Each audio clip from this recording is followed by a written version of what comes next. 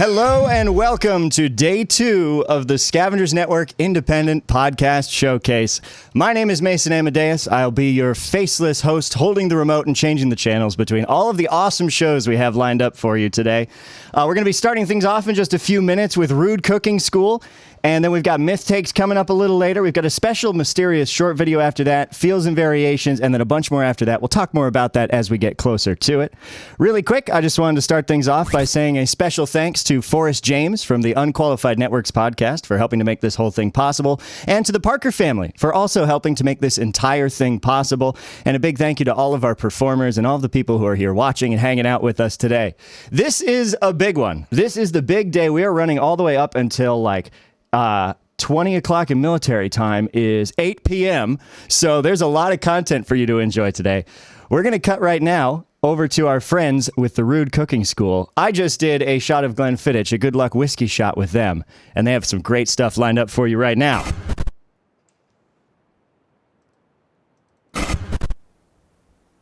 If the theme music would go. Stupid theme music.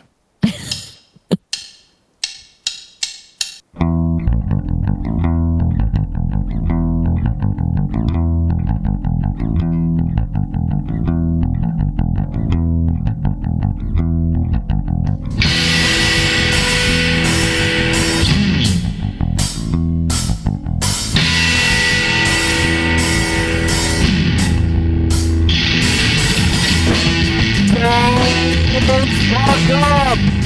No! Fuck yourself! Hey! Hi! Hello! Turn it down! Before that stupid asshole starts singing. No, we don't want to hear that guy sing. They fucked it up. Oh, no. Nobody wants to hear that guy sing. That guy's me. Hi, everybody. Welcome to the Rouxde Cooking School podcast. I'm your host, John Hauser III, and with me for the first time ever live is... In and out, Jenny Peck. Hey, everybody. How's it going? We're live. This is the first time you and I have been in the same room. I'm recording together. Yeah, it's fucking crazy. I can hear your voice. It's like I know, unctuous and luscious and big, and it's not like through weird wireless headphones. This is the first time I'm hearing myself on a mic. It's pretty impressive. Thank you. Yeah, you got a super cool NPR voice. Apparently. Nice. I did not know that. Hi, everybody. Hi. Chicken wangs. Chicken wangs. Oh, we don't. No, now it's just getting fucking weird. How you doing? I'm great. How are you? I'm good. I can't look at you because I have a mic like this. Oh, that's I got to get used to doing in person. I know. See, I thought ahead and set it up so I can look at you. Well, I have a thing to read it now. What? Because you got to look at me and fuck you, man.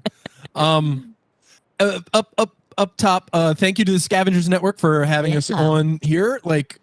It's really cool. We're not part of the Scavengers Network, but I feel like we're like the younger, scampy brother that pesters the Scavengers Network. So thank you to everybody for doing this. Thank you to Mason for being just awesome and setting this all up. And I'm ripping and raring to go. We did do a shot of whiskey with Mason. Mm-hmm. I'm sorry, Mason, because I know you're going to be working until, what did he say, 20? All day. I was sitting there which is 20 o'clock. Yeah, I was like, 5 carry the 4? Is that 17 o'clock tonight? But I mean, the undertaking that they're doing for this thing is really impressive, and to have that many shows and to coordinate it all, I understand how that gets together, and it doesn't get together easily, and thank you to everybody involved. We're very loving the fact that we're here. So let's get into it. Yeah. Did you cook anything this week? In the one day since we last recorded? It's been 2 days. Yeah, well, actually, I did. I did a lot of cooking. Yesterday, I went and visited my friend Laura, who has a farm up in northern Maryland. Okay. And beautiful house, and we had some friends over, which has been amazing since, me and all our friends have been vaccinated. I think I've done more socializing in the last 2 weeks, probably. Yeah, I'm hungover because we had we were Yeah. hanging outside with neighbors last night. Yeah, and it's funny. Like I've done more socializing the last 2 weeks than I have in probably the 2 years before Literally, Corona even absolutely, happened, yeah. because I have social anxiety and don't like leaving the house. So it's been great though, and seeing our friends, and it's been kind of emotional and awesome. And I guess we still have it. Like I can still have normal conversations with people. I was worried I was going to lose that ability, but Yeah. we were doing okay. But I Isn't just that weird? Like just being like, I speak well. Yeah. Like you person me talk what? Like Yeah. that's how I felt like I would be. Mhm. But now I'm like, hi everybody, what's going on? And you know, like fucking trying to get it all. It's like you vomiting. don't have enough Yeah, time to exactly. catch up and do all the things, because I was used to just being at home with my wife and literally thinking that she can hear the voices in my head. And I would start conversations, and like mid conversation that started in my head, and she's like, "What the fuck are you talking about?" Yeah. You're like, yeah, so that elephant was pretty big, right? And she's like, what the fuck are you talking about, Jenny? We're just not even in the room. I don't even check to see if The someone's dog, with the me. dog's like, yeah. But yeah, no, we did some cooking. It was a beautiful day outside. They had their badminton net set up in their front yard, which was Okay. fun. It's also set to their children's height, so it was perfect for me. Oh, nice, nice. Exactly. But yeah, I cooked some wings, like Thai style wings, Some wangs. which is kind of my signature So grilling go-to. I've had your signature wings. Yeah. Is it just that recipe? Yes. Okay. And Tell the people what that I relatively what that tweak it a little bit, but I marinate whole wings in kind of, it's almost like a brine. Yeah. Because there's no like oil, or it's not a rub. And it's tons of herbs, lots of cilantro, Thai basil, mint, lemongrass, garlic, ginger, a ton of fish sauce. Like ton of fish sauce. bottle Yeah. of fish sauce. Of course, I am cooking like 8 gallons of I was about wings, to say, of course, also even you, if it's you like for showed 6 up with people. a fucking Yeah, trash like a bag full of wings. It's Yeah. like this big.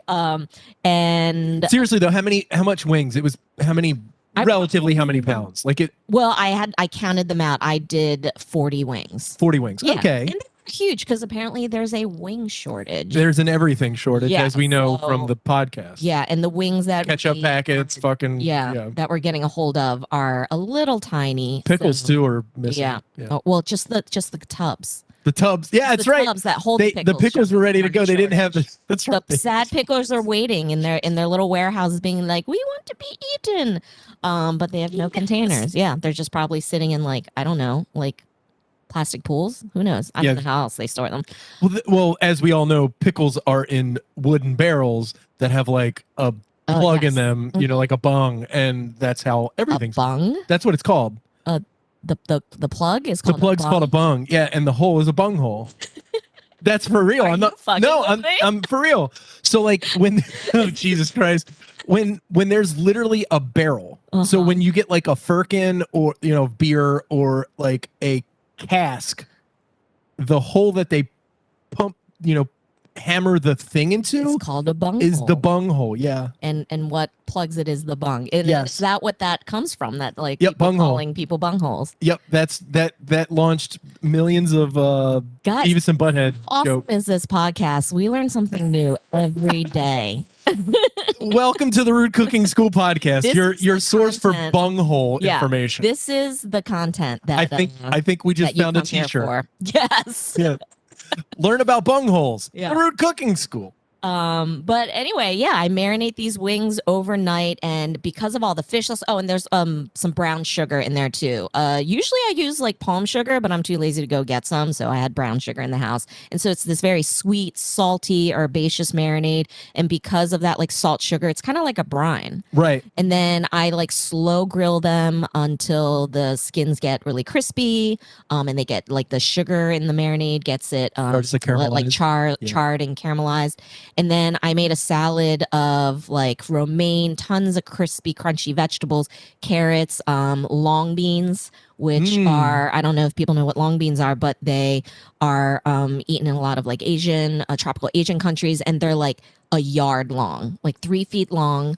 They taste like green beans, right? They're my favorite beans. Yeah, I love them. They're so like meaty. Yeah. Because there's more of a cellular wall on those. And they're not as waxy. They're not as waxy. Regular beans, and they're Right. super easy to prep because they're really long, and then you just chop them up Yep. to whatever length you need them. And you don't need to fucking snip the little ends off. Yeah. But like the meatiness is important, but the best part about them is they're not stringy too. Yeah, and you can eat them raw. They're Yeah. actually really great raw, especially if they're marinated in like a vinaigrette or whatever sauce that you But have. it's Yeah. like fruit by the foot for vegetables. Like Yes. it's fucking crazy how long they are. They're great. Go to your local Asian supermarket Yeah. and try long beans. Same preparation as you would do green beans, but even easier. And they're really good. But yeah, I just chopped some of those up in there. Just I did blanch them a little bit. And then I did rice noodles. Like big, thick, wide rice noodles. And then I made a peanut dressing with like peanut butter, hoisin, ginger, garlic, lots of lime juice. Holy shit. Fish sauce. And then I dressed the whole salad really, really crunchy. And then the noodles like kind of give it a little bit more substance. And then with the wings and I had some leftover marinated. So I marinated some pork tenderloins too that I grilled up. Jesus Christ. Yeah, and it was pretty By the way, great. really quick, yes, Dan, the butt is a unit of measurement. So just let it, because we have the chat going on. Chat, so you made a lot of food. Yeah, it was great. And How'd it go? there was only a couple of us. It was perfect. And of course I made way too much food, but leftovers is always good. Yeah. And it was great. And we got to sit outside. It was a beautiful day.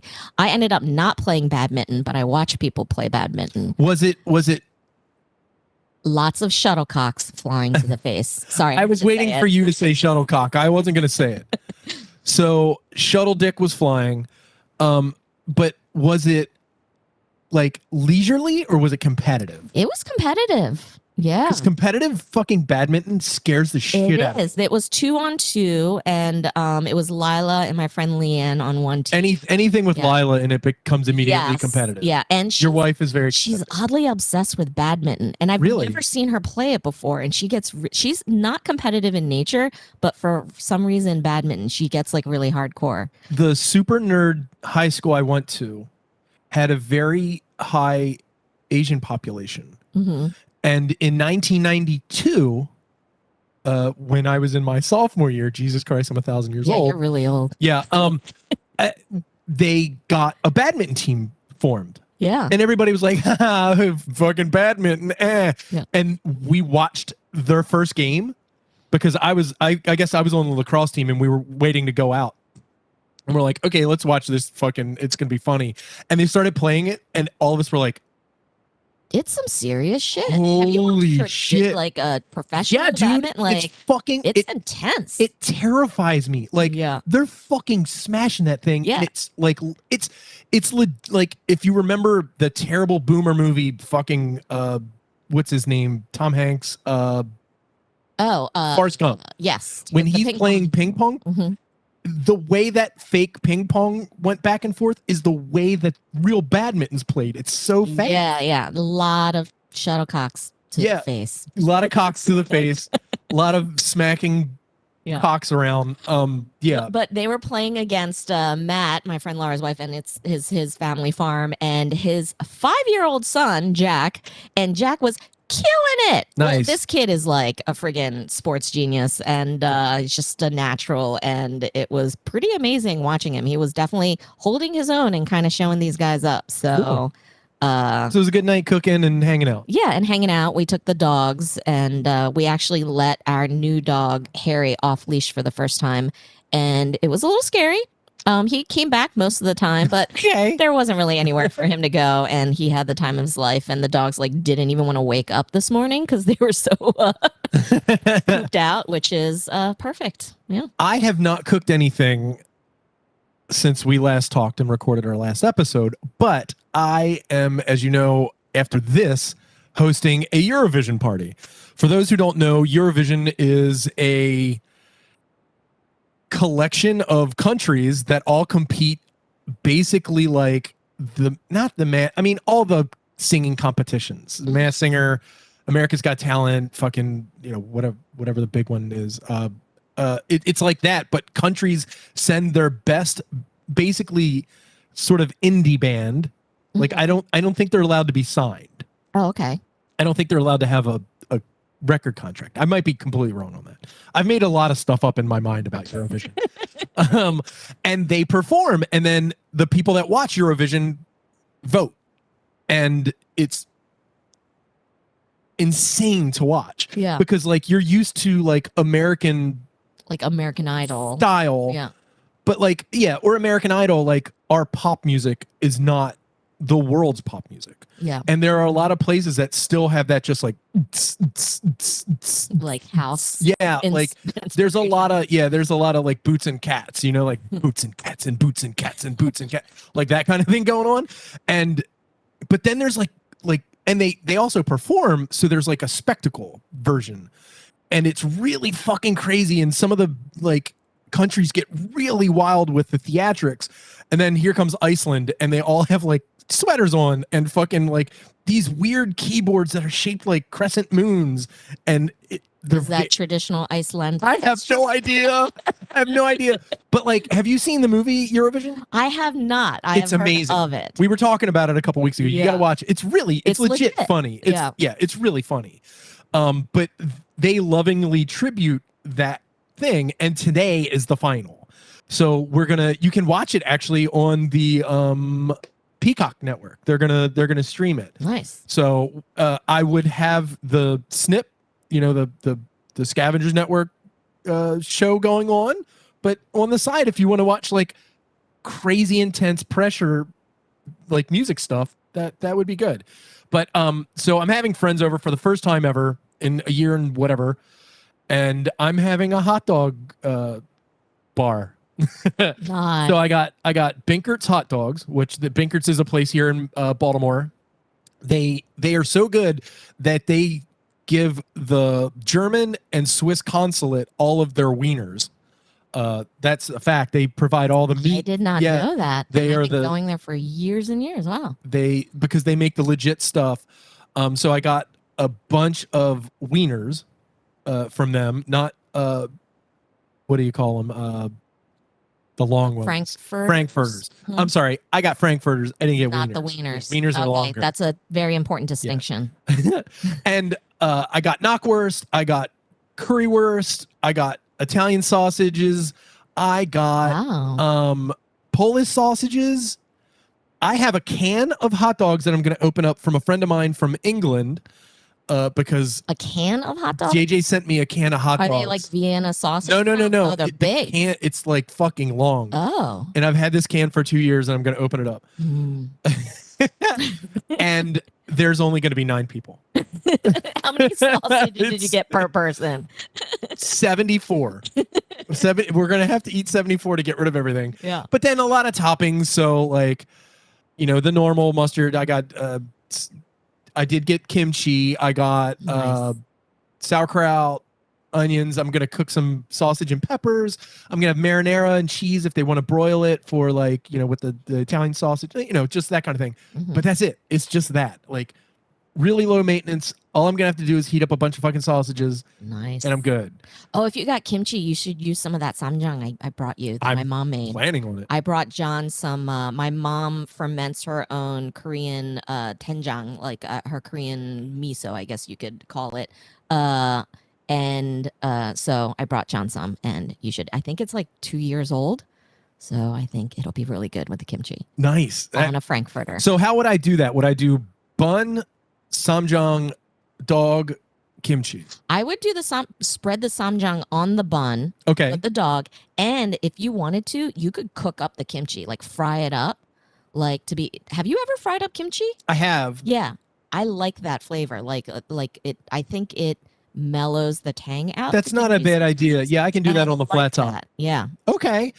Like, I mean, if you don't have to, it'll be good with. One thing I do like doing with kimchi is I like pureeing it and using it as a sauce for long beans. Yeah.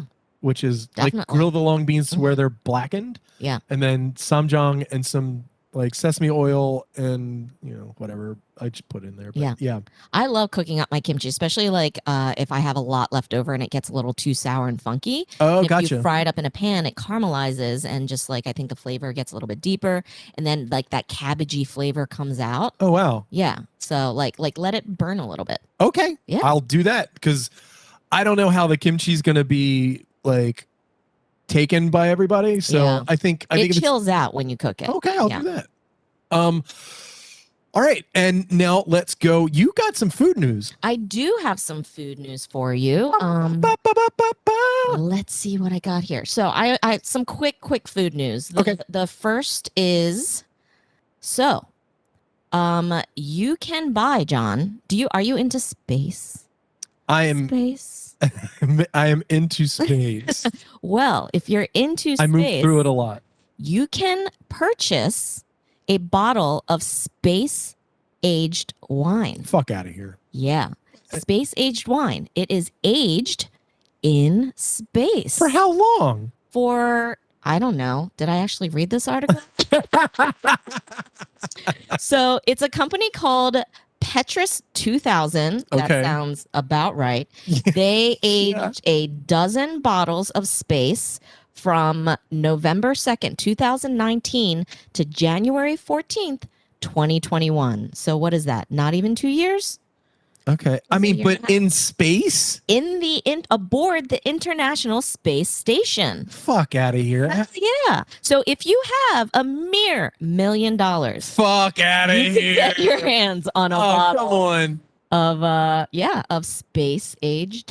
Which astronaut shoved that up their ass to fucking like age it? Well, it comes in a custom Star Trek inspired trunk and is accompanied by a corkscrew made from a meteorite. Of course. This is sounding like more and more worth it. No, it sounds awesome. It kind of sounds like a deal.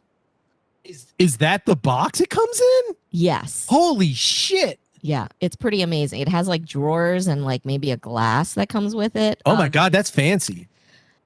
It's actually scheduled to be auctioned off at Christie's, and they said it could be go for $1 million. The drawers are where you put your other millions of dollars. Exactly. But the proceeds of the wine auction will be used to fund space missions and agricultural food research in space. That makes me sad. On the They space station. gotta do a benefit for space. Well, I don't know if they have to. I think they're just like, what else are you going to do? Instead of letting some. You got fucking Elon Musk like taking over space exploration. It should be NASA. Space- I'm very passionate about this. Yeah, by the way. space is for the people. Yeah, it shouldn't be for billionaire fucking trust fund fuckers who got money through blood diamonds. Yeah. So if you're curious about what this wine tastes like, the Institute for Wine and Vine Research in Bordeaux, I thought you were going to France. say wine and vomit. Vine and Vine Research that was not a French accent. I don't know what that France. was, but I liked it. know. Keep going with that character. Vine and vine. So they did a taste test of one of the bottles against the same wine that wasn't aged in space, that was aged right here on Earth. And the space age wine tasted like David Bowie's piss. Exactly. Exactly. How did you know? Hey, I've tasted David Bowie's piss. But they said it definitely tasted different. The tannins had more nuance and a sense of energy and a clear difference in expression compared to the earth wine. I don't know what the fuck that means, but I'd still want to drink it. It made them want to eat Reese's Pieces like E.T. Yeah. So, space wine, if you want to check out that fucking crazy. at Christie's, John, I suppose. So they just did the one bottle. I'm assuming they took a case. They did. I think they did 12. Okay, they took a case. Yeah. That makes sense. Yeah. That's fucking wild as shit. Yeah. By the way, Morgan, fried kimchi sounds amazing. Yes. But yeah, space wine. Is that what you got? No, I have one more. Oh, So okay. this is kind of a random thing. So I've mentioned several times before that I am a huge chip fan. Hold on. Snacks. We talking American chips? Or we talking English chips? American chips, because we're in The America. proper chips. The real chips. Potato chips. Yeah. Crunchy potato, like Utz. Potato chips. Potato chips. Yeah. Utz, my favorite brand of all time. Really? Technically Okay. not made in Maryland, No. but I feel like it's one of ours. Yeah, totally. Yeah. My favorite chip is Grandma Utz. Yeah. The real thick, greasy ones. Yeah, they're a little like kettle style more, right? They're kettle chips, yeah. Yeah, I love just classic plain Utz. Sometimes when I was a kid, I used to dip them in ketchup, and people thought it was weird. But it's just like it's a fried potato. It's like a French fry. Like, why wouldn't you dip it in ketchup? It's still weird. Yeah, no, it's not. No, I don't. I mean, I'm not yucking your Shut yum. up. I think it's brilliant. It's just It's it good. makes sense. It My son does it. Yeah, and I put it on my sandwiches. You get that little. Oh, hell crunch. yeah.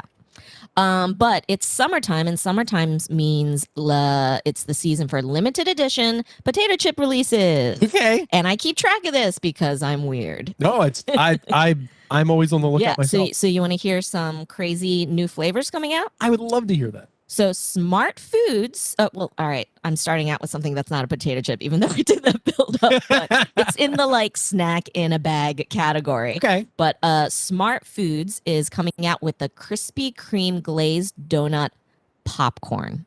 Holy shit. Like, what the fuck? I totally eat that. I want that so bad.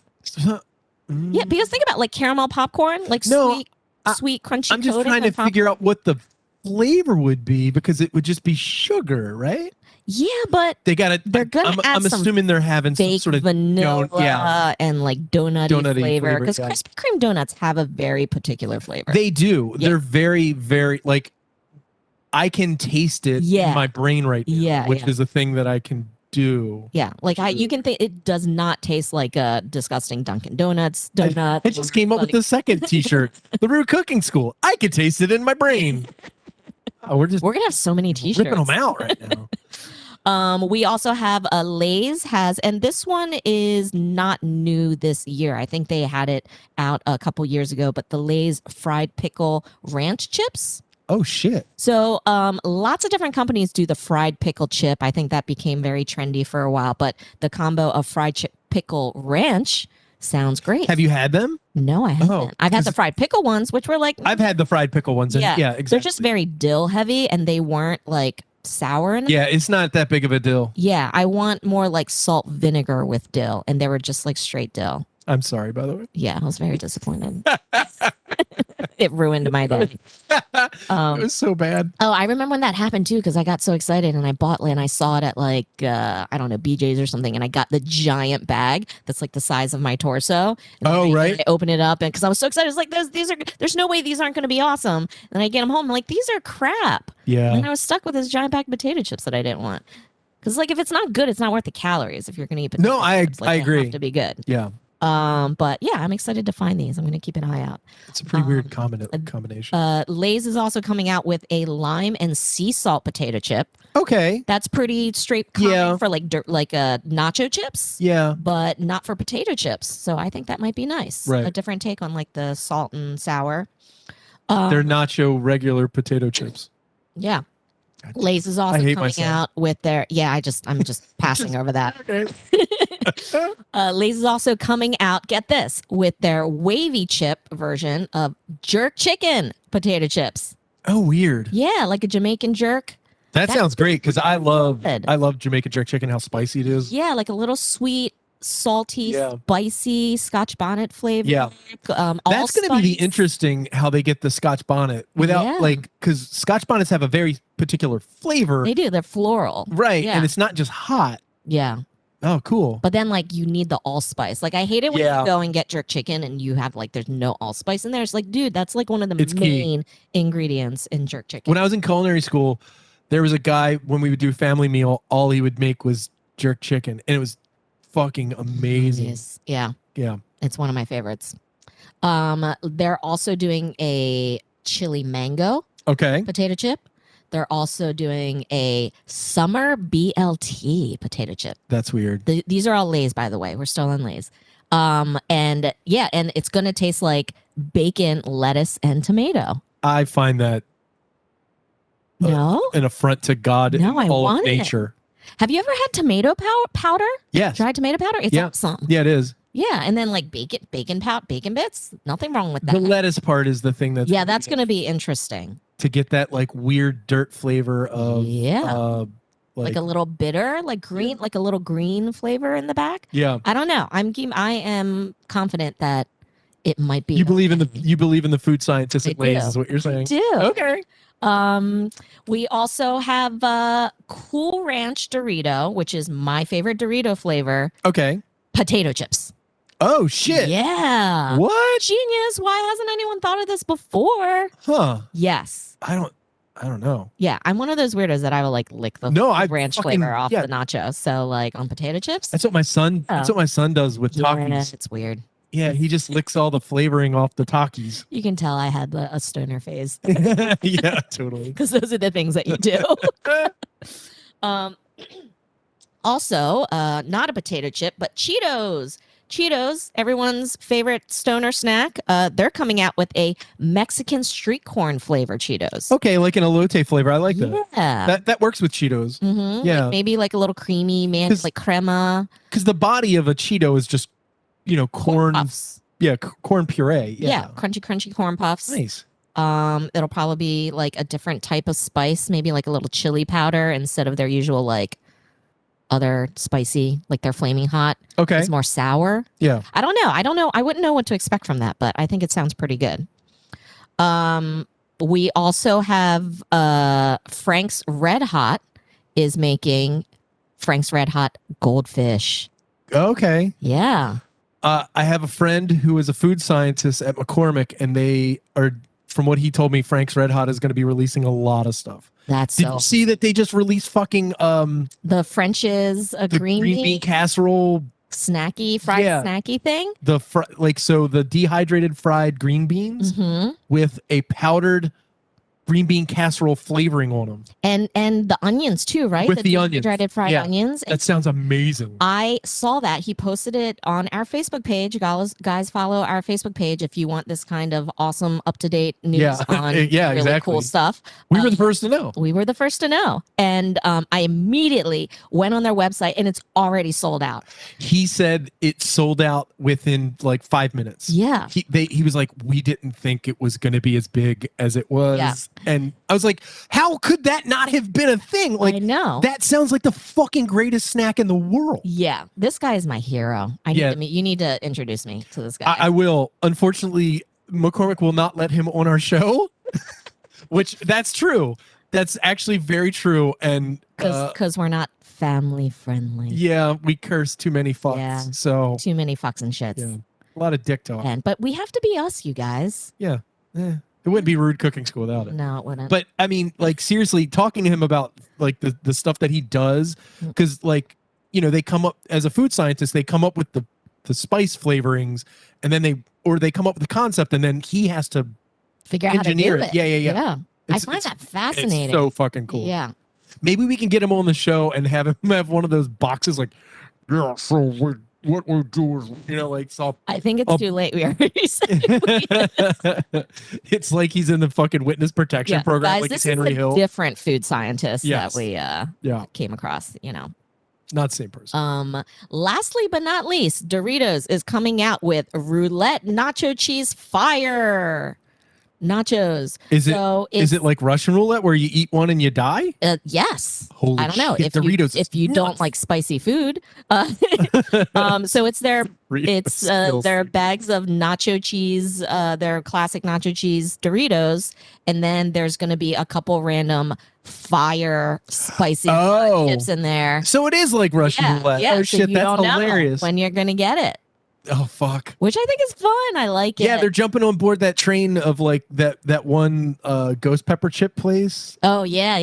Mm-hmm. Yeah, those things are hot. They are. I don't want that. And I don't want that one chip that like you eat it and die. Like, have you ever seen the videos of people? Yes. Like, I want to try that, but I have a friend who ate it, and that. she is like hardcore spicy eater, and she was hurting. Okay. And I like spicy food, but I'm not into like the spice challenge. I agree. Makes you die. Yeah. It's not worth it to me. I like spice with a flavor. I don't like spice for spice. Yeah. Also, like my stomach can't take it anymore. It's not worth it. God, you're old. Shut up. Well, is that good? Is that everything? Yeah. Thank you so much. That was fun. Boop, boop, boop. All right, so I'm going to get into the body of what we're here to talk about today, which is brunch. Yay. I was made by our supreme overlord, Colin Parker, told me I have to do brunch, and if not, he's going to kill me. So brunch, everybody. How do you feel about brunch, actually? Are you asking me? Yeah, how do you feel about that? I'm not talking to Colin. I mean, I can see Colin's talking, and Dan's talking about fucking Dr. Pepper chips. I like a brunch. I'm not into the whole like, bottomless mimosa brunch type thing, that's become so trendy in cities and people go and get drunk and obnoxious. I'm probably not a fan of that because I used to have to work brunch front of house. We're going to and touch deal, all these subjects. with these assholes. So I'm not into that, but I love the food of brunch and all the different types of food that are involved in brunch. You love a classic brunch. I do love a classic brunch and a non-classic brunch. What is your favorite brunch item? Biscuits and gravy. Motherfucker, we are so meant to be together. Yeah. It's amazing. Yeah. Biscuits and gravy is hands down. If they have it on the menu, I want it. Same with chip beef. Chip beef's mine. Yeah, cream chip beef is yours. That's a lot of people's. I think it would be mine, but even though that's not necessarily like a brunchy thing. It's more of a diner. Yeah, it's more of a breakfast hungover thing. Yeah, and biscuits and gravy used to be more of like a breakfast diner thing, but it's become so popular. I think it's become trendy enough to be a brunch thing. Totally. Yeah. Oh, and eggs Benedict.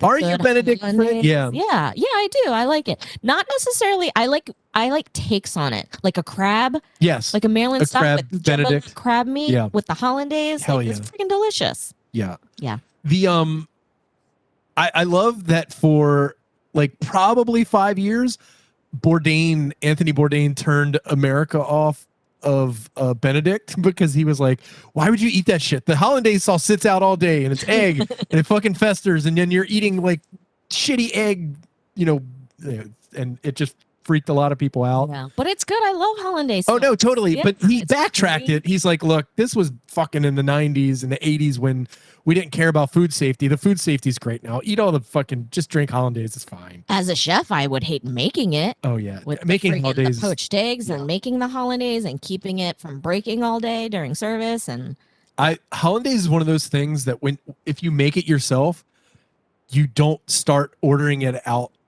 unless it's like that special time of year because you realize how much butter goes into that. Yeah. Because it's all butter. Yeah. It's just a butter emulsification. Yeah. And it's fucking scary, but also like when you make it at home, you can drink it. Yeah. I mean, I like the southern version of eggs Benedict where you do the biscuit. Yeah. And you can do like whatever vegetable or so if it's in season, like really nice sliced tomatoes, poached egg, and then the sausage gravy. Oh yeah. Which I don't know if you can necessarily call that eggs Benedict, but like it's like a starch with your poached egg. Totally. Creamy sauce. Yeah. There's a thing that I didn't even know about that I'll touch on that I didn't even know was a brunch item. But what's your favorite drink? Brunch drink? Oh gosh, I don't know. I don't really like mimosas that much. I don't think I have a favorite brunch drink. I would like a fancy brunch cocktail. I have, in my old age, I don't like the shitty mimosa because it's usually like cold duck or fucking some like not good, and it's like champagne Prosecco or I love Prosecco. Yeah, but it's not good. No, it's not good Prosecco. Yeah. So what I normally do is just order the Prosecco.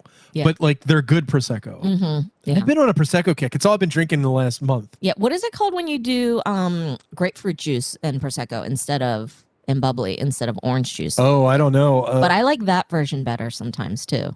A snowbird. Is that what it's called? I have no idea. I don't know. Sometimes the orange juice isn't good either. Like the orange juice is crap. Squeezed. I'm air quotes here. And that's the problem I have with a lot of brunches is that it's junk. It's just come here, pay us, and you feel terrible. Day drink, yeah. And the hangover from shitty like mimosas is the fucking worst. Oh yeah, because all that sugar. Yeah. Mm-hmm. All right. Well, let's get into it. I'm going to start like an 8th grader writing their first book report with a quote. The word brunch is a corruption of breakfast and lunch, and the meal brunch is one which combines the tea or coffee, marmalade, and kindred features of the former institution with more solid attributes of the latter. It begins between 12 and half past and consists of the main of fish and 1 or 2 meat courses. That is a quote by Guy Barringer. We will find out who he is shortly. I was just going to ask. So I'm going to go through just real quick some normal foods for brunch. Avocado toast has become like a big thing. Yes. Mm-hmm. Thank you, millennials. I didn't know that was a brunch thing specifically. I mean, now it's become everything, right because avocado toast is amazing, and why not? So we got bacon, we got bagels. We have bagels with cream cheese, biscuits and gravy, Blintzes. Toast is a big thing. Breakfast sausages, a big thing. If you make it at home, has become brunch casseroles. Have you ever made one of those? Yeah. Mhm. Yeah, Like for potluck parties, brunch exactly. parties.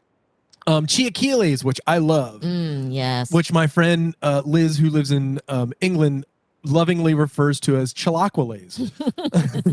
That sounds right. Cinnamon rolls, coffee cake, croissants, crepes, dim sum. We're going to talk about a little bit in a second. Yeah.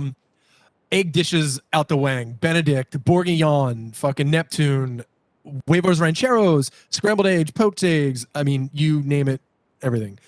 English muffins are amazing. French toast, fruit, which is, I love fruit in a brunch because, It cuts things. It cuts. Yeah. Mm-hmm.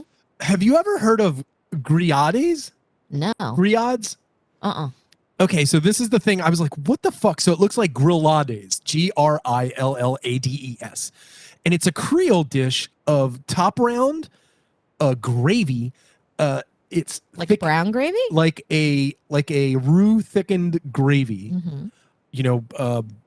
You make a roux. So you fry the top round. You then you fry your trinity, which is your onions, your celery, and peppers. Green peppers. Yeah. It's called the Trinity. It's not a mirepoix. You make a gravy out of that. You add your flour to the greasy entrails, and then you make your roux, and then you add beef stock, and then you put the meat back in, and you basically braise the slices, thinly sliced pieces of top round, fully cooked, all together until the top round starts to be crumbly almost. And then you put it over really finely ground grits. Interesting. I've never seen that. It looks I'd eat that. Awesome. Yeah. Yeah. It's just a bowl of brown shit mush, but it looks fucking awesome. It's like a it's a Creole dish. It's a beef gravy over grits. Exactly. Yeah. Sounds fucking awesome. If I had to choose, I'd prefer shrimp and grits. Is shrimp and grits considered a brunch? Absolutely. Thing? Yeah. Grits. Yeah. Hash browns, all the potato things, potato pancake. One of my favorites, potato O'Brien, which What's that? I have to like it because I'm Irish. It's potatoes that are chopped very, let's say medium dice, so half-inch cube, onions, green peppers, and red peppers. So you get the green, the red, and the white, like the Irish flag. I see. So that's why it's potatoes O'Brien. So because but it's basically just that. And, exactly. And then you just fry it. Nice. It's fucking great. A lot of salmon dishes, smoked salmon, all that stuff. And then you get to the drinks, which are the Bloody Mary, the champagne, which I'm a fan of because I'm a fancy lad. There's the Caesar. Have you ever had a Bloody Caesar? No. What is that? So it's very big in Canada. When we were up in Montreal, it was everywhere. So instead of tomato juice, they use Clamato. And they put in hot sauce and Worcestershire sauce with vodka. Oh, hell yeah. It's great. I hate Bloody Marys, and these are really good Bloody Marys. Yeah, I like that. I like Bloody Marias with Clamato and tequila instead of vodka because I'm not a huge vodka fan. I'm sorry, everybody who's really hungry listening to us. I'm the same way. I haven't had breakfast, and now I'm like, oh, God. And then the whiskey that we drank earlier, I'm like, was it a good idea? No, it's a great idea because I'm going to drink more whiskey when we get done while I make food. So, so there's mimosas, Irish coffee, spritzers, there's non-alcoholic stuff, teas, juices, coffee, sparkling water, which I'm a big fan of. And then there's, dim sum, which I want to come back to before we really get into this. Dim sum, if you're not familiar, is basically sitting around and there are carts rolled around you. And each cart has, multiple different dishes in little containers. And you pick small portions off the carts as they pass you. And it's just sort of all you can eat, kind of, right? Yeah, and it's like dumplings are kind of probably the most popular and well-known type of dish that comes out of there. And they're very small portions, so it's fry a little of everything. What region is that from of Chinese that's traditional? I'm not exactly sure. Me neither. Have we done? We should do an episode. We should do it. I mean, I love dim sum. I love dim sum. But yeah, a little of everything. I don't do it enough. There's like a gazillion different types of dumplings, like different kinds of fillings. And then there's like chicken feet and like the tofu skins. Eggplant stuffed with shrimp puree. It's kind of like salt, pepper, tapas, shrimp. but Kind of, Chinese tapas. Yeah. It's a wonderful way to eat because you get to like, I love trying a little bit of a lot. Yeah. I don't like getting hunkered down in like the American, here's your fucking giant bowl of garbage. Yeah. Like eat this one thing for an hour and a half. Like I would love to try a bunch of different stuff, which is why I love tapas so much too. Yeah. And even the like dessert stuff is really good. Like they do like the Portuguese egg custards that are always so good. Like fried taro buns, fried little durian pastries. Yeah, lots of good stuff. So, okay, as with most things, the origins are a bit hazy on brunch.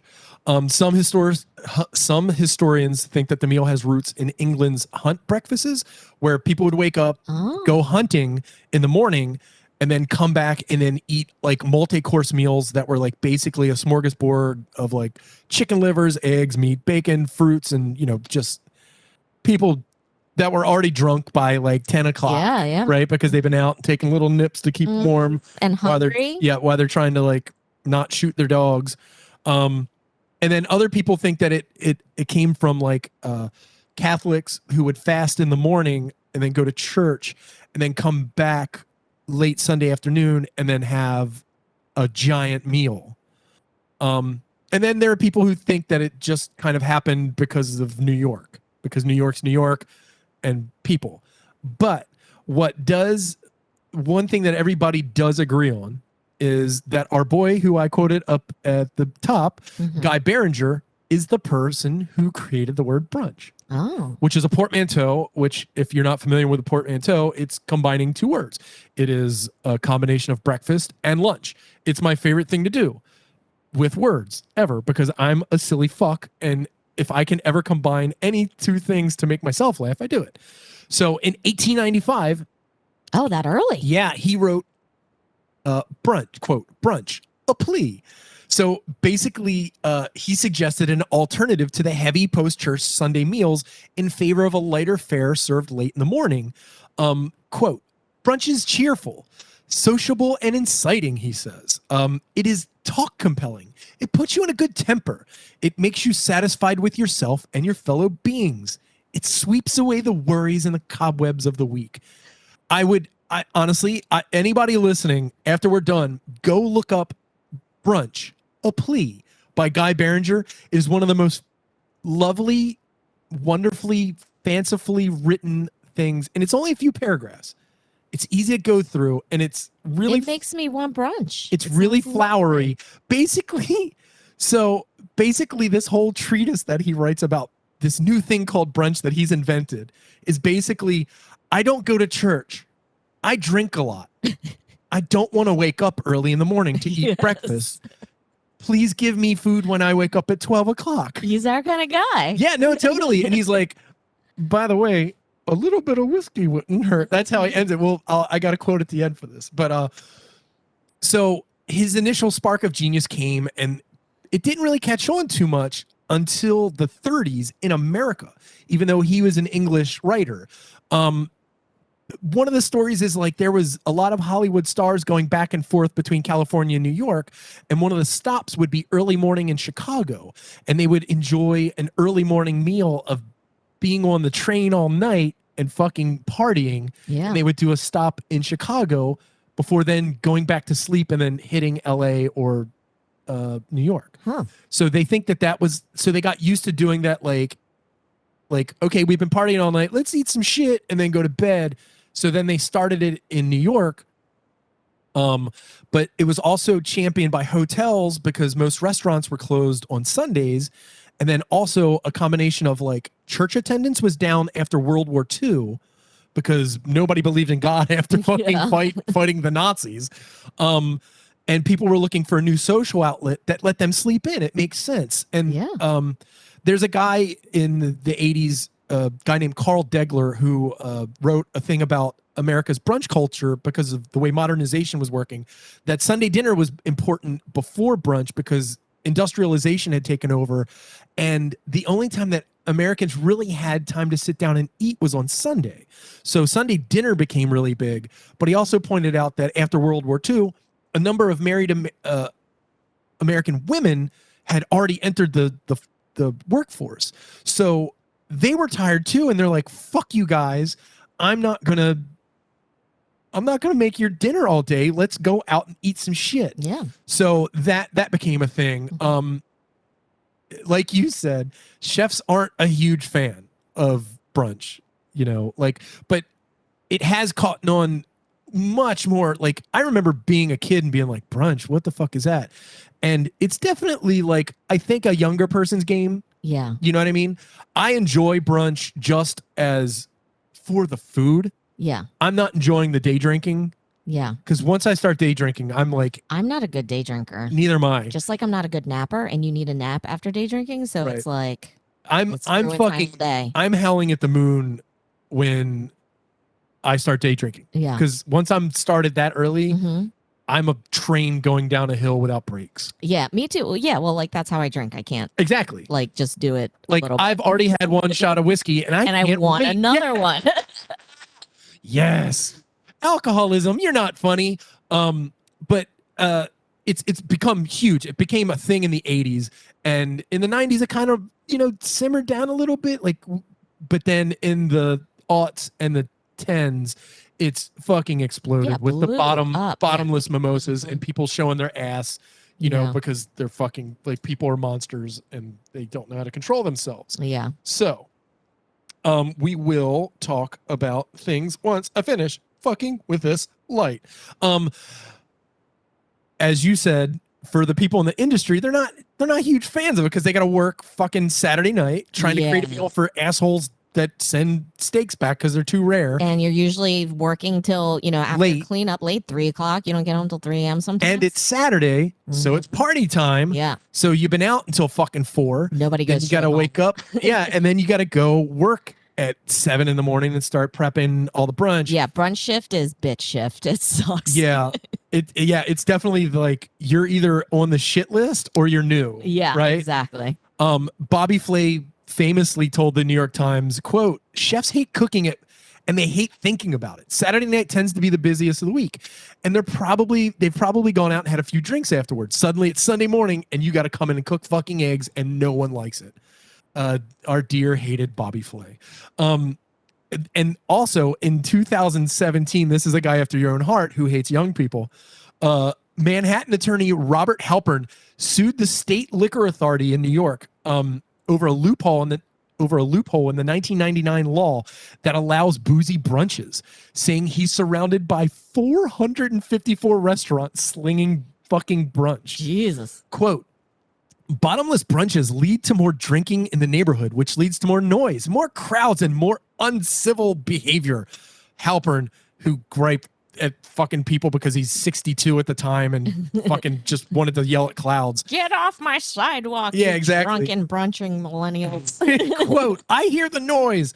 I hear the shouting. I hear people outside my window. More people treating every evening as a celebration." He fumed because his life is miserable. Basic bitches keep pissing at my front stoop. There's lots of yelling of YOLO. I don't understand. So yeah, this was in 2017. Filming these TikToks in front of my house. I don't know what's going on. What is Fortnite? I don't get it. I'm going to end right here before we go into a quick slideshow for the people. To a certain extent, quote, "To a certain extent, I am pleading for brunch from selfish motives. The world would be kinder and more charitable if my brief were successful. To begin with," this is from Guy Berenger, by the way. Mm-hmm. "To begin with, brunch is a hospitable meal. Breakfast is not. Eggs and bacon are adapted to solitude. They are consoling, but not exhilarating. They do not stimulate conversation. Brunch, on the contrary, is cheerful, sociable, and inciting. It's talk compelling. It puts you in a good temper. It makes you satisfied with yourself and your fellow beings. It sweeps away the worries and cobwebs of the week. The advantages of the suggestive innovation are, in short, without number. And I submit, it is fully time that the old regime of Sunday breakfast made room for the new course of Sunday brunch. P.S. beer and whiskey are admitted as substitutes for tea and coffee. That's how he ends the fucking thing. It's Yes, beautiful. I love this guy. Yeah, he's Can we fucking. put him on a t-shirt? Yeah, we need more Guy Berenger. I want to go and read his stuff now. I want to read about him. It really is great. We're starting to run a little low on time, so I'm going to switch to a thing. Boom. Let's do that. We're coming back to here. Let's see if I can figure this out. And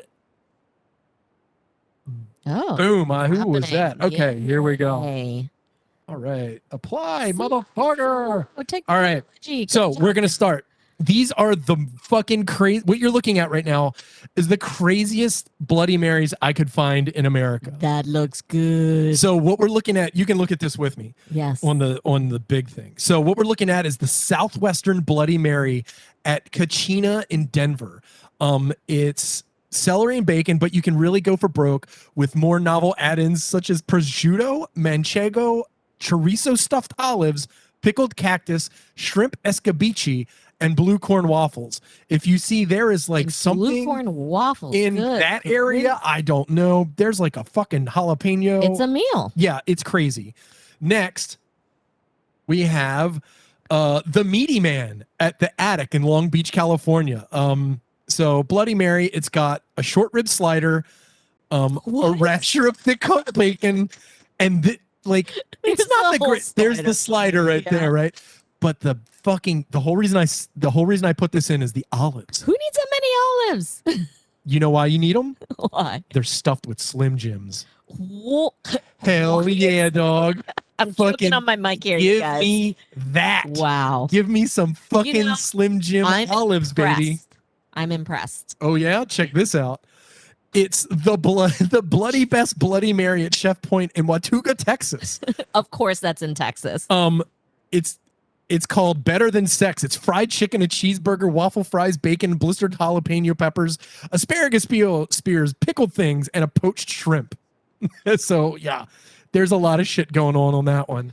The next one is really funny just because of how fucking ungodly big it is.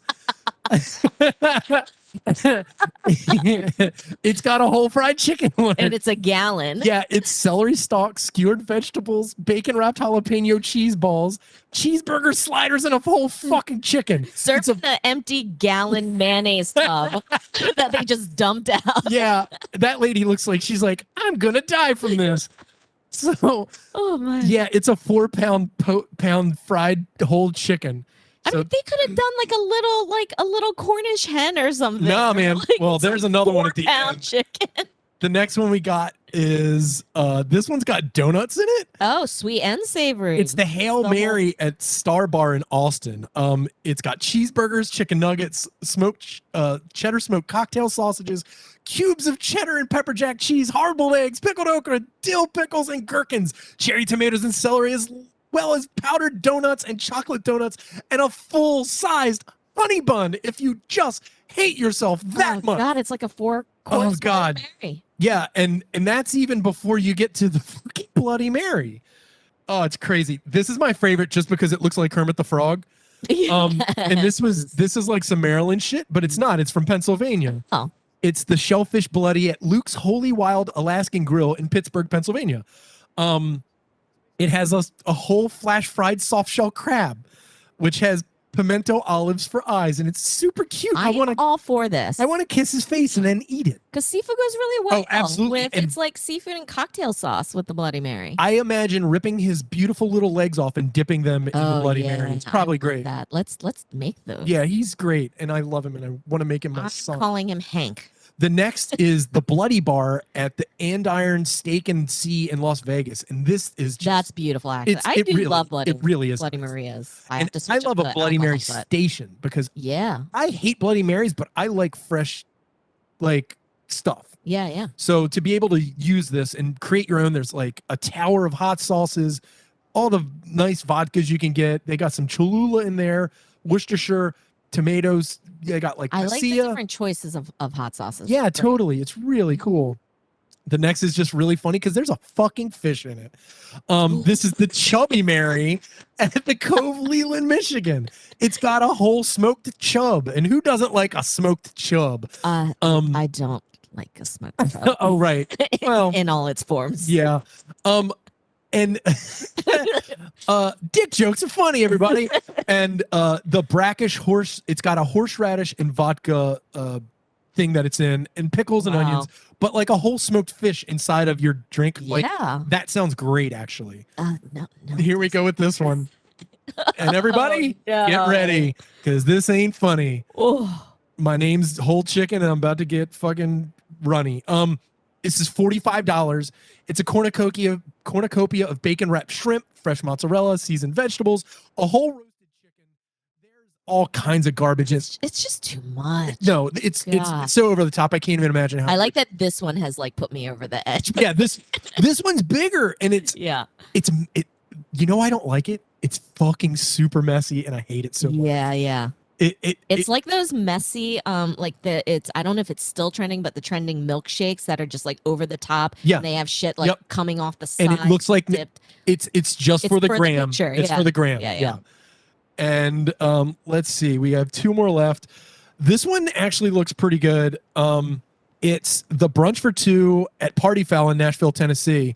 Now I'm down with this motherfucker because it's fried okra, nice, avocado, Scotch eggs, olives, and 2 hot split fried Cornish game hens. Nice. Which there you go. There's 2 of them, so it's basically like fried chicken. Yeah, I'm down with the fried okra. And like, for those who don't know what a Scotch egg is, it's you take a soft boiled egg, wrap it in sausage, roll that in flour, and then you deep fry it. Hell yeah! It's one of the most beautiful invention in the world.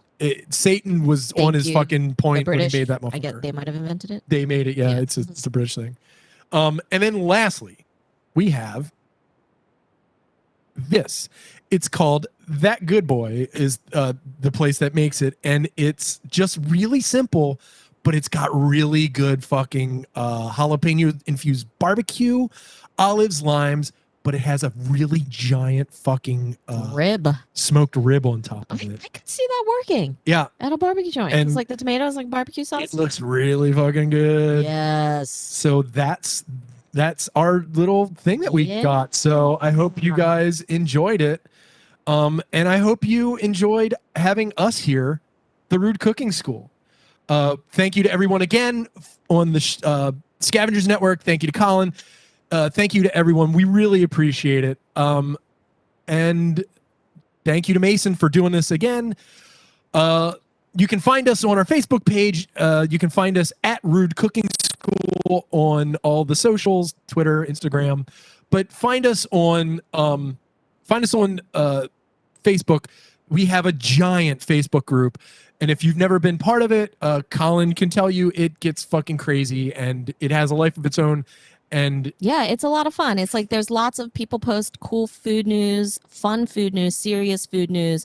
Also, if you have questions about a recipe or looking for a particular recipe, not just us, but everyone within the community really contributes to. And there are a lot of chefs from around the country that are part of it, and from around the world that are part of it. That if you have a question about a certain thing you're trying to cook, someone's gonna help someone has an idea of how to cook it properly. And it's not, and it's funny, it's like we don't do a lot to kind of monitor it, and people are just really solid on there, and everyone's really cool, which I like, because there are a lot of places, especially when you have groups that are this large, there's a lot of trash on there, and people get mean or crazy or you know, that kind of stuff. But it's not like that at all, which is I'm really grateful for. Yeah, and Dan's also a part of it, and Dan's like, the group is bonkers and so much fun, and it's literally a safe space for people to not be judged. Everybody jokes about things, but nobody's actually yucking anybody's yum. So, yeah, and before I even joined the podcast, like that was pretty much my only reason to be on Facebook. It's the only reason I'm on Facebook. Otherwise, it makes me want to claw my eyeballs out.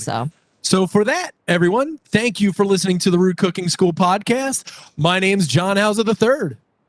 Oh, and my name's Jenny Pat.